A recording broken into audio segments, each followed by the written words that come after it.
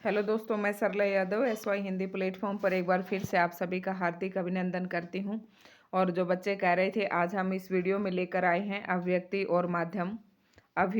और माध्यम के आपके 3 ही चैप्टर हैं आपके सिलेबस में, PGT एस्टेट के सिलेबस में। एक तो पहला है आपका पत्रकारिता के विविध आयाम हैं, और दूसरा जो अध्याय है वो है आपका कैसे करें कहानी का नाट्य रूपांतरण, और तीसरा जो अध्याय कैसे बनता है रेडियो नाटक।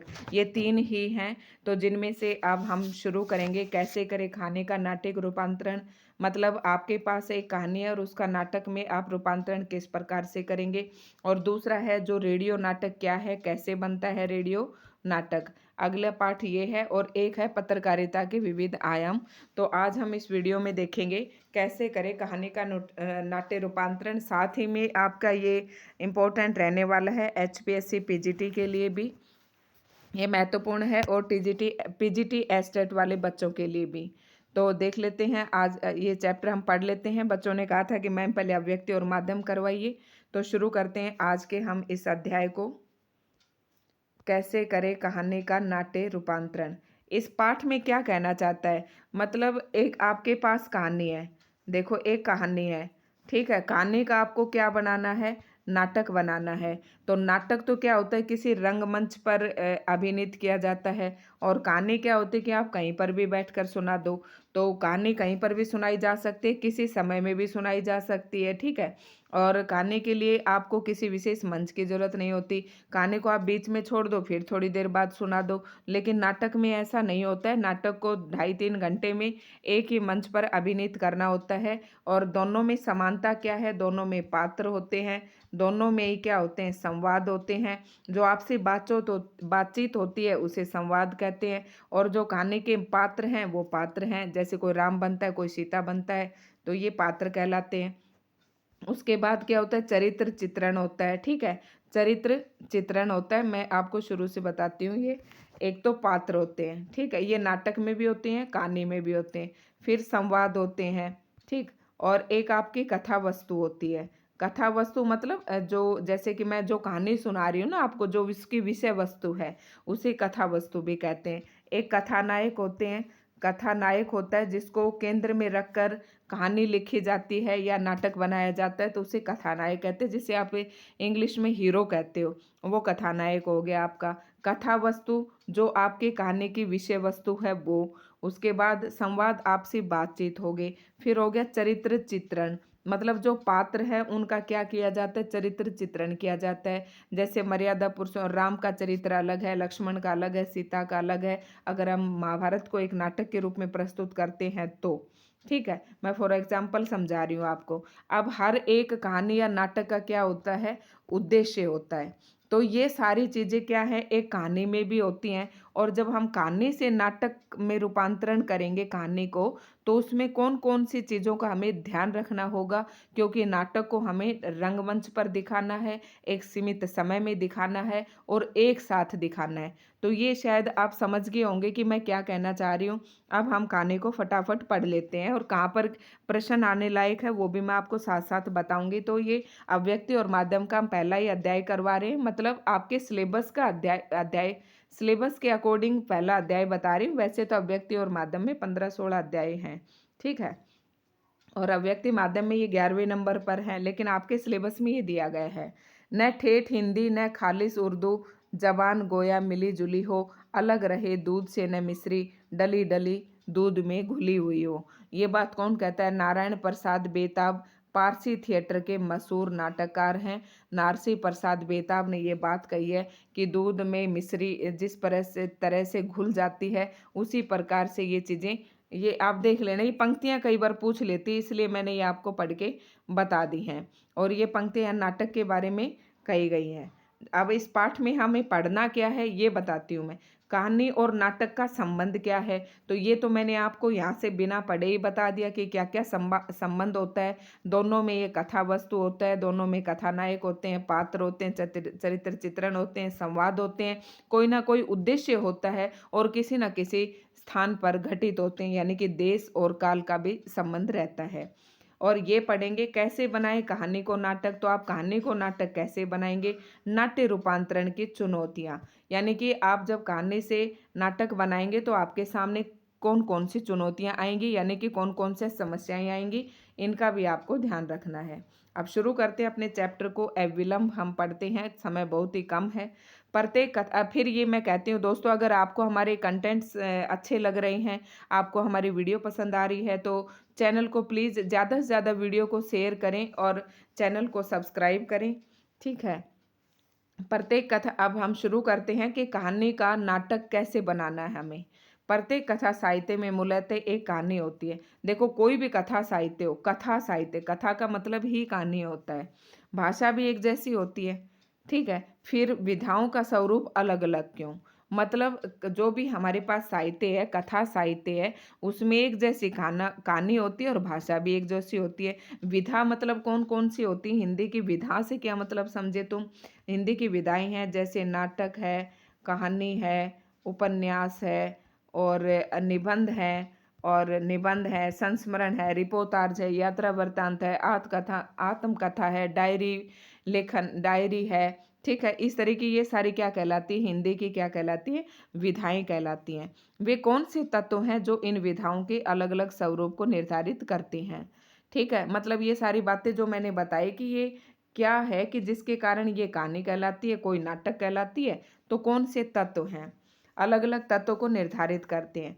क्या विधा बदलने से काव्य प्रभाव और आस्वाद में भी बदलाव आता है। क्या विधा बदलने से, मतलब अगर हम विधा बदल दें, यानी कि उपन्यास को हम कहानी कह दें, या नाटक को हम कहानी कह दें, या कहानी को हम नाटक कह दें, तो क्या उसके अंदर का जो काव्य प्रभाव है और उसका जो आस्वाद है, वो भी, उसमें भी बदलाव आता है। क्या कहते हैं, साहित्य के अलग अलग विधाओं का अलग अलग स्वरूप होता है। देखो, इनका स्वरूप अलग अलग होता है, न केवल उनकी रचना प्रक्रिया अलग होती है, बल्कि उनके तत्व भी अलग अलग होते हैं। भाषा का प्रयोग भी विधा बदल जाने पर परिवर्तित हो जाती है। देखो क्या कहा है, भाषा का प्रयोग भी बदल जाता है, ठीक है। और उनकी विधा विधा बदलने पर भाषा का प्रयोग भी बदल जाता है। और इनकी क्या होती है, अलग अलग रचना प्रक्रिया होती है, अलग अलग इनके तत्व होते हैं, इसलिए ये विधा की दृष्टि से सारे अलग अलग कहलाते हैं। इसके साथ साथ ये तथ्य भी महत्वपूर्ण है कि साहित्यिक विधाओं का स्वरूप समय और आवश्यकता के अनुसार बदलता रहता है। क्या कहा है कि साहित्यिक विधाएं जितनी है, विधाएं जो मैंने आपको अभी बताई, कि मतलब उनका स्वरूप समय और आवश्यकता के अनुसार ये भी बदलते रहती हैं। विधाओं में आदान प्रदान की प्रक्रिया चलती रहती है। कहानी का नाटक में रूपांतरण करने के लिए सबसे पहले कहानी और नाटक में वैविध्य व समानताओं को समझना आवश्यक है। देखो, आपको किसी भी कहानी का नाटक में रूपांतरण करना है, तो कहानी और नाटक में क्या विविधता है, मतलब क्या भिन्नता है, और क्या दोनों में समानता है, ये आपको समझना पड़ेगा। और मैंने आपको समानता तो अभी बताई थी, और विविधता भी मैंने आपको साथ साथ बताई थी, ठीक है। जैसे जब शुरू में इंट्रोडक्शन दिया था। अब कैसे करें कहानी का नाट्य रूपांतरण, देखते हैं सारी इन चित्रों के माध्यम से भी। ईदगाह के नाट्य रूपांतरण का एक दृश्य है। देखो, ईदगाह क्या है, वैसे एक कहानी है, और ये सारे बच्चे हैं, ये किसी चीज को देख रहे हैं, ठीक है। ये एक कहानी थी, देखो ईदगाह कहानी थी, जिसमें हामिद जो है चिमटा लेकर आता अपनी दादी के लिए, उसको किस तरीके से इन्होंने नाट्य में रूपांतरण किया है, देखते हैं।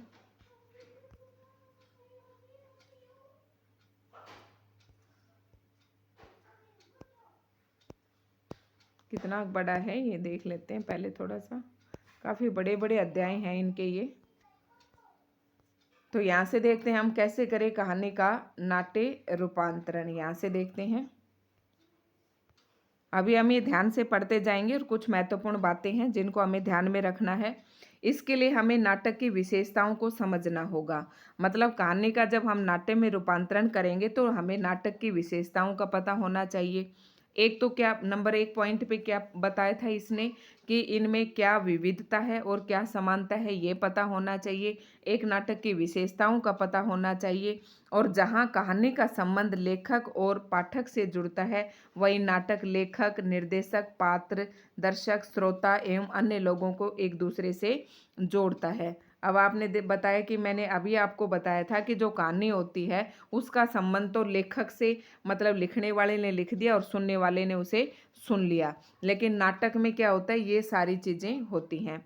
क्योंकि दृश्य का स्मृतियों से गहरा संबंध होता है, क्योंकि अगर इसमें दृश्य भी दिखाए जाते हैं, नाटक में क्या दिखाए जाते हैं, दृश्य दिखाए जाते हैं, क्योंकि एक बार जो दृश्य या नज़ारा हम अपनी आंखों से देख लेते हैं उसका हमारी याद से गहरा संबंध होता है। इसलिए नाटक एवं फिल्मों के लोग देर तक याद रखते हैं। यही कारण है कि गोदान, देवदास, उसने कहा था, सदगति आदि के नाट्य रूपांतरण कई बार हुए हैं और कई तरह से हुए हैं। तो आपके पीजीटी टेट में तो प्रश्न ये पूछ सकता है कि गोदान, देवदास, कौन कौन सी कहानियों का नाट्य रूपांतरण हुआ, तो इन सारी कहानियों का क्या हुआ है, नाट्य रूपांतरण हुआ है। कहानी कही जाती है या पढ़ी जाती है, नाटक मंच पर प्रस्तुत किया जाता है, जो मैंने आपको बोल के बता दी ना, ये सारी बातें इसमें आएंगी। नाटक को मंच पर अभिनेता अभिनय द्वारा प्रस्तुत करते हैं, मंच सज्जा होती है, संगीत होता है, प्रकाश व्यवस्था होती है। समानता ये होती है कि कहानी और नाटक दोनों में एक कहानी होती है। मतलब क्या होता है कि जो अभी बताया कि कहानी में तो क्या होता है, एक लेखक होता है, लिख दिया, और एक पाठक होता है, ठीक है। उसके बाद नाटक में क्या क्या होते हैं, मंच सज्जा होती है, संगीत होता है, ये सारी चीज़ें होती हैं।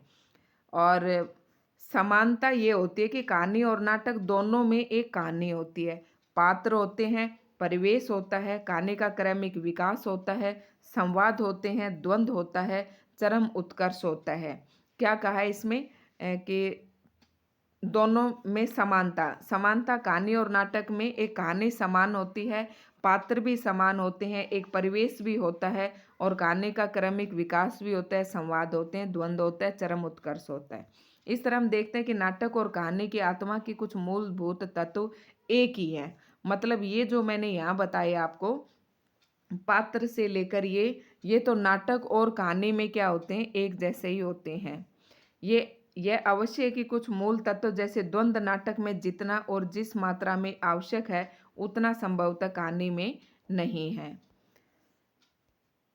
कहानी को नाटक में रूपांतरण करने के लिए सबसे पहले कहानी की विस्तृत कथा वस्तु को समय और स्थान के आधार पर विभाजित किया जाता है। अब यहाँ से आपके पॉइंट शुरू हो जाते हैं, आपको ध्यान में रखना है, बस ये बात समझनी है। कहानी को नाटक में रूपांतरित करने के लिए सबसे पहले क्या करेंगे, कहानी की विस्तृत कथा वस्तु को समय और स्थान के आधार पर विभाजित कर लेंगे। जैसे हमारे पास ये एक कहानी है, इस कहानी को हम बांट लेंगे कि भाई ये घटना कहाँ घटी थी, ये घटना कहाँ घटी थी, कौन से स्थान पर घटी थी, ठीक है। हम जानते हैं कि कथा वस्तु उन घटनाओं का लेखा जोखा है जो कहानी में घटती है। हम ये भी जानते हैं कि प्रत्येक घटना किसी स्थान पर किसी समय में घटती है। ऐसा भी संभव है कि घटना स्थान तथा समय विहीन हो, मतलब ऐसा भी संभव है कि घटना का स्थान तथा समय भी, कोई ऐसी भी घटना हो सकती है कि कोई किसी स्थान पर भी ना घटे और समय विहीन हो, किसी समय में भी ना घटे। कहानी की कथा वस्तु कथानक को सामने रखकर एक एक घटना को चुन चुनकर कथा वस्तु कथानक को सामने रखकर एक एक घटना को चुन चुनकर निकाला जाता है और उसके आधार पर दृश्य बनता है। मतलब कहानी में क्या होता है, सबसे पहले कहानी में जो घटना घटित हुई है उन्हें, और किस समय में घटित हुए, कौन कौन से दृश्य हैं, उन सबको हम अलग अलग कर लेंगे। क्योंकि नाटक में क्या होता है, हमें दृश्य दिखाने पड़ते हैं और दृश्य के साथ साथ उस स्थान को भी दिखाना पड़ता है जहाँ वो दृश्य घटित हुआ था। तात्पर्य यह है कि यदि एक घटना एक स्थान और एक समय में घट रही है तो वह एक दृश्य होगा। मतलब जो भी घटना एक स्थान पर एक समय में घट रही है वह दृश्य भी उसका क्या होगा, एक ही होगा।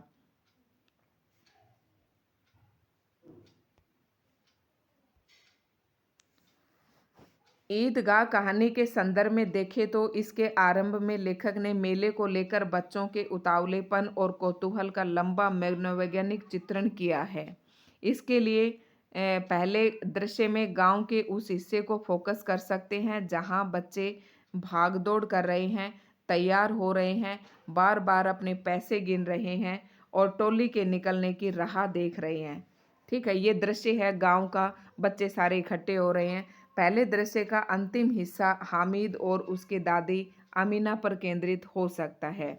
उसके उनके संवाद दिए जा सकते हैं। स्थान और समय के आधार पर कहानी का विभाजन करके फिर किसको लिखा जाता है? दृश्यों को लिखा जाता है। ठीक है, मतलब सबसे पहले तो हम समय और स्थान के हिसाब से कहानी में से निकाल लेंगे। ठीक है, उसके बाद किसको निकालेंगे? दृश्यों को लिखा जाता है। समय और स्थान के, फिर से लाइन को पढ़, समय, स्थान और समय के आधार पर कहानी का विभाजन करके दृश्यों को लिखा जा सकता है। यह देखना आवश्यक है कि प्रत्येक दृश्य का कथानक के अनुसार औचित्य हो, मतलब उसका कोई ना कोई मतलब होना चाहिए। एक दृश्य का मतलब यह है कि प्रत्येक दृश्य क्या कथानक का हिस्सा है। मतलब कथानक मैंने आपको बताया ना, कथानक कौन होता है? आपका हीरो, और हीरो से जुड़े हुए होने चाहिए जो भी दृश्य आप नाटक में दिखा रही हो। जैसे कहानी में तो वो बताया गया है, लेकिन नाटक में आपको दृश्य दिखाना है तो वो किससे जुड़ा हुआ होना चाहिए? कथानक से वो दृश्य जुड़ा हुआ होना चाहिए। मतलब यह है कि प्रत्येक दृश्य का कथानक का हिस्सा है। क्या उसे निकाल दिया जाए तो कथानक और उसके विकास पर कोई फर्क पड़ेगा? ऐसे दृश्य नहीं हो सकते जो अनावश्यक हो। ये नाटक की गति को बाधित करेंगे और नाटक उबाऊ हो जाएगा। ये भी ध्यान, फिर क्या कहा इसने? नाटक में ऐसे दृश्य नहीं होने चाहिए जो उबाऊ हो, उनको निकाल देना चाहिए। यह भी ध्यान रखना चाहिए कि प्रत्येक दृश्य का कथानुसार तार्किक विकास हो रहा है या नहीं। बस इसमें इसी तरीके से आपको पढ़ना है, थोड़ा ध्यान रखना है जो मैंने आपको बातें बताई हैं उनका।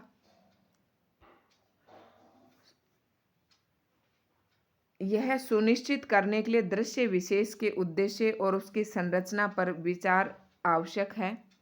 प्रत्येक दृश्य एक बिंदु से प्रारंभ होता है। देखो, कोई भी दृश्य है वो एक बिंदु से प्रारंभ होता है, कथानुसार अपनी आवश्यकताएं पूरी करता है और उसका ऐसा अंत होता है जो उसे अगले दृश्य से जोड़ता है। इसलिए दृश्य का पूरा विवरण तैयार किया जाता है।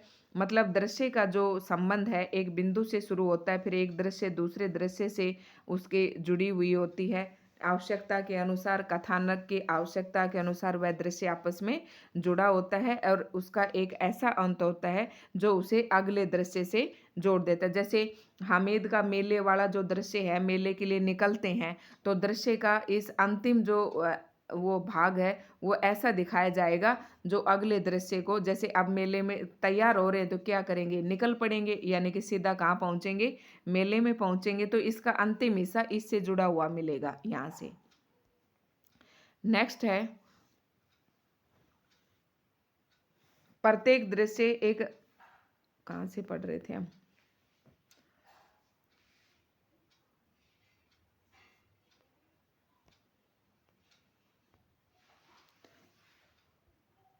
इसलिए दृश्य का पूरा विवरण तैयार किया जाना चाहिए। कहीं ऐसा ना हो कि दृश्य में कोई आवश्यक जानकारी छूट जाए या उसका क्रम बिगड़ जाए। इस प्रकार हम देखते हैं कि नाटक ही में नहीं, बल्कि नाटक के प्रत्येक दृश्य में प्रारंभ, मध्य और अंत होता है। मतलब हर एक दृश्य का क्या होगा? प्रारंभ होगा, उसका मध्य होगा और उसका अंत होगा। हर एक दृश्य का होगा। दृश्य कई साथ एक एक दृश्य कई काम एक साथ करता है। एक और वह कथानक को आगे बढ़ाता है तो दूसरी ओर पात्रों और परिवेश के संवादों के माध्यम से स्थापित करता है। इसके साथ साथ दृश्य अगले दृश्य के लिए भूमिका भी तैयार करता है। ये दृश्य मैं आपको एक साथ ही दिखाऊंगी सारे। ऐसा हो सकता है कि कुछ ऐसे दृश्य बनते हो जिनमें लेखक ने केवल विवरण दिया हो और उसमें कोई संवाद न हो। ऐसे दृश्यों का भी पूरा खाका तैयार कर लेना चाहिए। ये अवश्य देखना चाहिए कि जानकारी या सूचनाएं और घटनाएं दोहराई न जाए।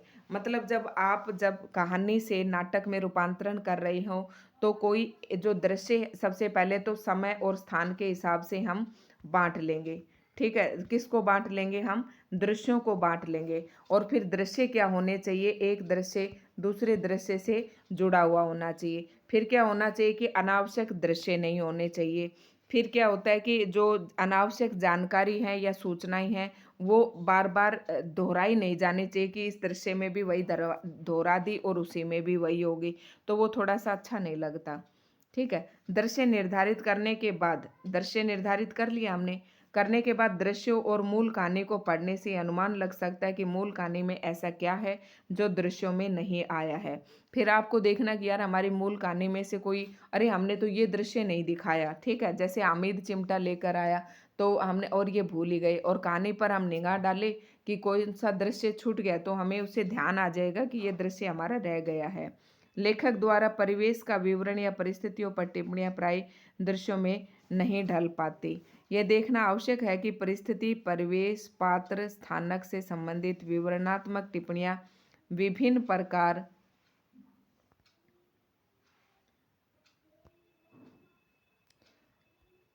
संबंधित विवरणात्मक टिप्पणियां किस प्रकार की हैं। विभिन्न प्रकार के विवरणों को नाटक में स्थान देने से अलग अलग तरीके हैं। ठीक है, उदाहरण के लिए यहाँ से समझते हैं। विवरणात्मक टिप्पणी यदि परिवेश के बारे में है, परिवेश मतलब जिस माहौल में आपके वो कथा वस्तु घटित हो रही है, तो उस मंच सज्जा के अंतर्गत लिया जा सकता है। यह पार्श्व संगीत के माध्यम से व्यक्त किया जा सकता है। विवरण यदि विवरण देना होगा ना पहले आपको, विवरण यदि पात्रों के बारे में है तो उन्हें संवादों के माध्यम से निर्धारित दृश्यों में उचित स्थान पर दिया जा सकता है। कहने का तात्पर्य यह है कि कहानी में व्यक्त महत्वपूर्ण सूत्र नाटक के स्वरूप के अनुसार अपनी जगह निर्धारित कर लेते हैं। दृश्य निर्धारित हो जाने पर यह अनुमान लगाया जा सकता है कि दृश्य की सभी आवश्यकताओं को पूरा करने वाले दृश्य के क्रमिक विकास को सुनिश्चित करने के लिए पर्याप्त संवाद है या नहीं। दृश्य निर्धारित कर लेंगे। दृश्य निर्धारित करने के बाद हम क्या करेंगे, आपको वो देखेंगे कि कोई दृश्य हमारा घटना से संबंधित छूट तो नहीं गया है। दृश्य के क्रमिक विकास को सुनिश्चित करने के लिए पर्याप्त हमारे पास, हम देखेंगे कि संवाद हमारे पास पर्याप्त है या नहीं। संवाद क्या होता है, बातचीत होती है। एक दृश्य यहाँ दिखाया गया, एक दृश्य यहाँ का दिखाया गया, तो दृश्य से दृश्य जो जोड़ेंगे या जो कहानी जो है यहाँ से यहाँ तक बढ़ेगी, वो आपके संवादों के माध्यम से ही बढ़ेगी, आपकी बातचीत के माध्यम से ही बढ़ेगी। यदि पर्याप्त संवाद नहीं है तो उन्हें लिखने का काम किया जाता है। सबसे पहली और महत्वपूर्ण शर्त यह है कि नए लिखे संवाद कहानी के मूल संवादों के साथ मेल खाते हों। दूसरी महत्वपूर्ण बात यह कि उनके लिखे जाने का 100% औचित्य हो। तीसरी बात जो ध्यान में रहे वह यह है कि संवाद छोटे, प्रभावशाली और बोलचाल की भाषा में हो। कहानी में छपे लंबे संवाद को पाठक पढ़ नहीं सकता, लेकिन मंच पढ़ सकता है, लेकिन मंच पर बोले गए लंबे संवाद से तारतम्य बनाए रख पाना कठिन होता है। तो इसका मतलब यह कि कहानी में तो लंबे संवाद चल सकते हैं, लेकिन जो हमारा नाटक है उसमें लंबे संवाद नहीं चलेंगे। कोई बात इतनी लंबी बोल गया बिना विराम चिन्ह लिए तो आपको पता ही नहीं चलेगा कि ये क्या बात कहना चाह रहा है। तो नाटक के जो संवाद है वो छोटे होने चाहिए। और अगर कुछ संवाद तो हमने कहाँ से ले लिए, कहानी में से ले लिए, क्योंकि कहानी का ही नाटक रूपांतरण करना है। और कुछ संवाद अगर हमारे दृश्य के हिसाब से पूरे नहीं हो रहे तो कुछ संवाद हम अपनी मर्जी से जोड़ते हैं। तो जो हम नए संवाद जोड़ते हैं उनका मेल होना चाहिए, जो हमारे मूल संवाद थे कहानी के, उनसे ये मेल खाते हुए होने चाहिए। ठीक, आगे है, लेकिन कहानी में चरित्र चित्रण अब किसके पहले आया आपका दृश्य से संबंधित, फिर आया आपका संवाद से संबंधित बातचीत, फिर आया आपका चरित्र चित्रण अलग प्रकार से किया जाता है और नाटक में उसकी विधि कुछ बदल जाती है। रूपांतरण करते समय कहानी के पात्रों की दृश्यात्मकता और नाटक के पात्रों में उसका प्रयोग किया जाना चाहिए। उदाहरण के लिए प्रेमचंद ने ईदगाह में मेले में जाते हामिद के कपड़ों का जिक्र नहीं किया है और न ही अन्य लड़कों के बारे में कुछ लिखा है। मतलब कहानी में क्या है, प्रेमचंद जी ने उसमें लड़के के कपड़े कैसे हैं उनका कोई जिक्र नहीं किया और ना ही अन्य लड़कों का जिक्र किया है। लेकिन नाटक में तो भाई हमें लड़का दिखाना है कि हामिद लड़के ने क्या पहन रखा था, किस तरीके का दिखता था।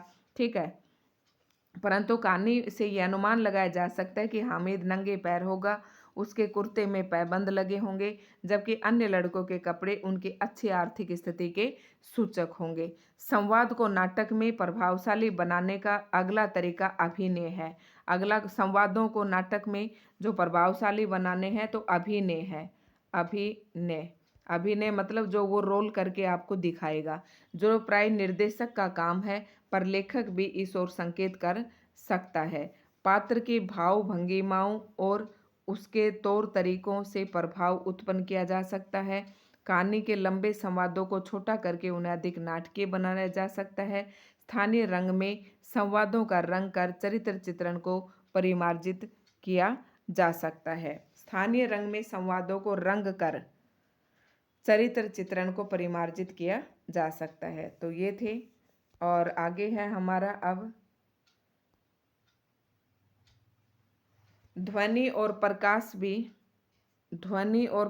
भी चरित्र चित्रण करने तथा संवेदनात्मक प्रभाव उत्पन्न करने में कारगर सिद्ध हो सकते हैं। अब देखो, ध्वनि और प्रकाश नाटक में तो ये दोनों चाहिए, लेकिन कहानी में इनकी कोई जरूरत नहीं होती। कहानी चाहिए अंधेरे में बैठकर सुना दो। प्राय निर्देशक इस संबंध में निर्णय लेते हैं, पर लेखकों के सुझाव सदा स्वागत योग्य होते हैं। लेखक को यदि इन संभावनाओं की जानकारी है तो उसके अंदर आत्मविश्वास पैदा होता है और रूपांतरण का कार्य संतोषजनक होता है। रूपांतरण में एक समस्या पात्रों के मनोभावों को कहानीकार द्वारा विवरण के रूप में व्यक्त प्रसंगों या मानसिक द्वंद्व के दृश्यों। कुछ समझ में आ रहा है आपको? यहाँ से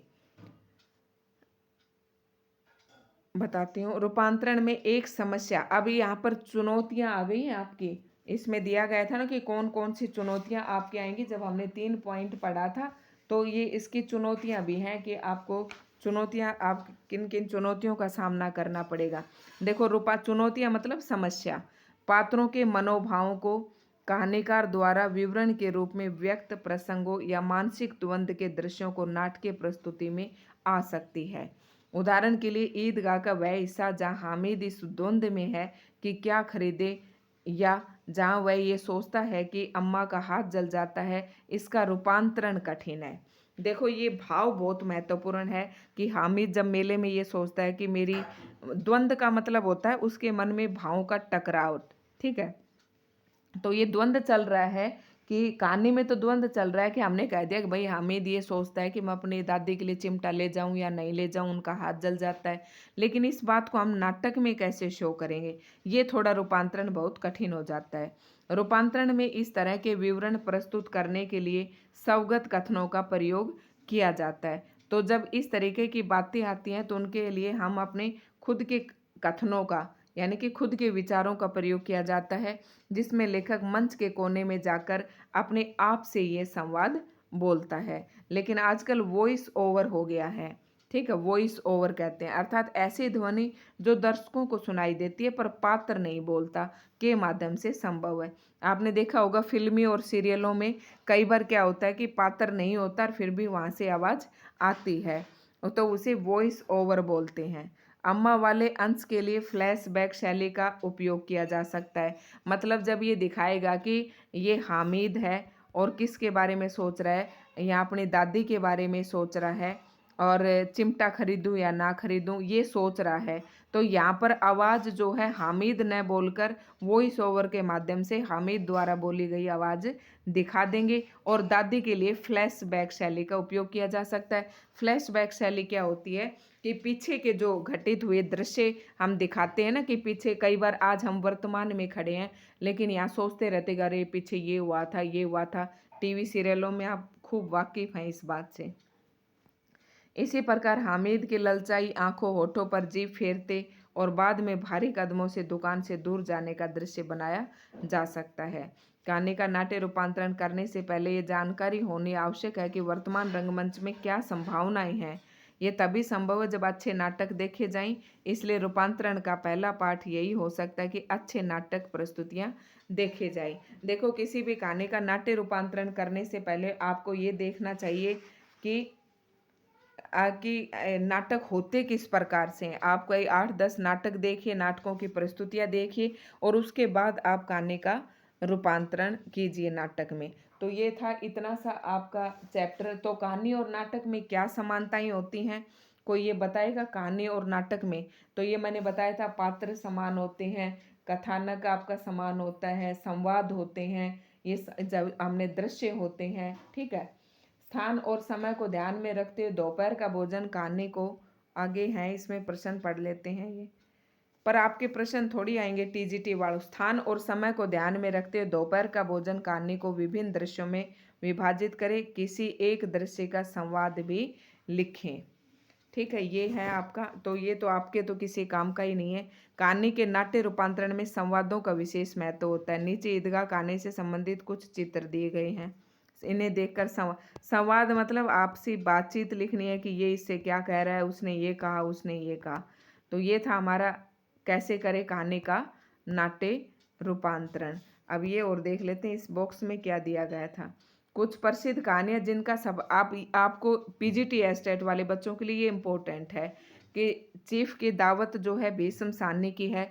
इस कहानी का भी नाट्य रूपांतरण हुआ है। टोबा टेक की मंटो, डिप्टी कलेक्ट्री अमरकांत की दुविधा विजयदान देथा कफन है प्रेमचंद की, बड़े भाई साहब प्रेमचंद, मोटे राम शास्त्री प्रेमचंद, इरीद गाबी प्रेमचंद की, और रुपया तुम्हें खा गया भगवती चरण वर्मा की है।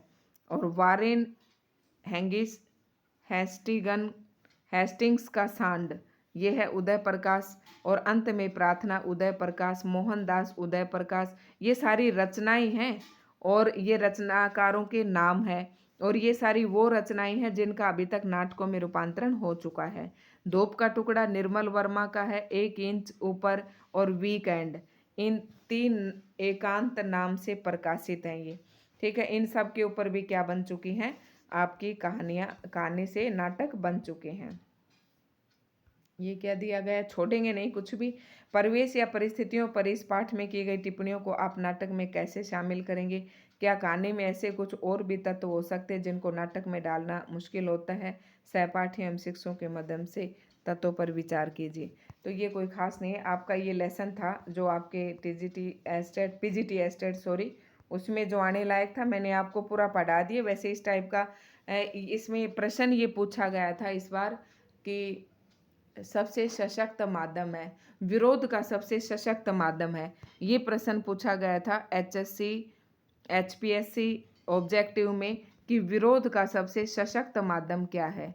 विरोध का मतलब आपको एक दूसरे का विरोध करना हो, लड़ाई झगड़ा सा ही होता है विरोध में, एकदम से मतलब यहाँ द्वंद्व होता है, तो उसका सशक्त माध्यम आपका क्या है, रंगमंच है। तो आगे जब हम पढ़ेंगे कि रेडियो नाटक क्या होता है तो आपको ये और भी अच्छे से समझ में आ जाएगी। तो ये था हमारा दोस्तों, अगर आपको वीडियो पसंद आई हो तो लाइक शेयर करें, और चैनल पर नए हैं तो प्लीज़ सब्सक्राइब ज़रूर करें।